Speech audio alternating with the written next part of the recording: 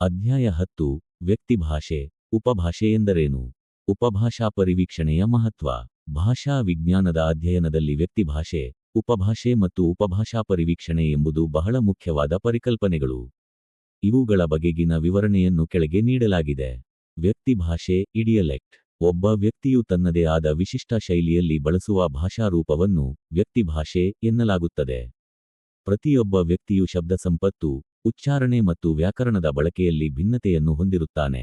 ಇದು ಆತನ ವ್ಯಕ್ತಿಭಾಷೆಯಾಗಿರುತ್ತದೆ.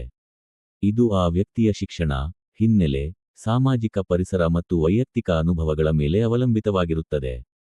ಉಪಭಾಷೆ, ಡಯಲೆಕ್ಟ್. ಒಂದು ನಿರ್ದಿಷ್ಟ ಪ್ರದೇಶ, ಸಾಮಾಜಿಕ ವರ್ಗ ಅಥವಾ ಸಮುದಾಯದ ಜನರು ಬಳಸುವ ಭಾಷೆಯ ವಿಶಿಷ್ಟ ರೂಪವೇ ಉಪಭಾಷೆ. ಉಪಭಾಷೆಯು ಆ ಪ್ರಮಾಣಿತ ಭಾಷೆಯ ನಿಯಮಗಳನ್ನು ಪಾಲಿಸುತ್ತಿದ್ದರೂ, ಉಚ್ಚಾರಣೆ ಮತ್ತು ಪದಬಳಕೆಯಲ್ಲಿ ಸ್ಥಳೀಯ ವೈಶಿಷ್ಟ್ಯಗಳನ್ನು ಹೊಂದಿರುತ್ತದೆ. ಉದಾಹರಣೆಗೆ, ಕನ್ನಡದ ಮೈಸೂರು ಕನ್ನಡ, ಧಾರವಾಡ ಕನ್ನಡ ಅಥವಾ ಕರಾವಳಿ ಕನ್ನಡ ಇತ್ಯಾದಿಗಳನ್ನು ಉಪಭಾಷೆಗಳೆಂದು ಪರಿಗಣಿಸಬಹುದು. ಉಪಭಾಷಾ ಪರಿವೀಕ್ಷಣೆ, ಡಯಲೆಕ್ಟಾಲಜಿ ಸರ್ವೆ.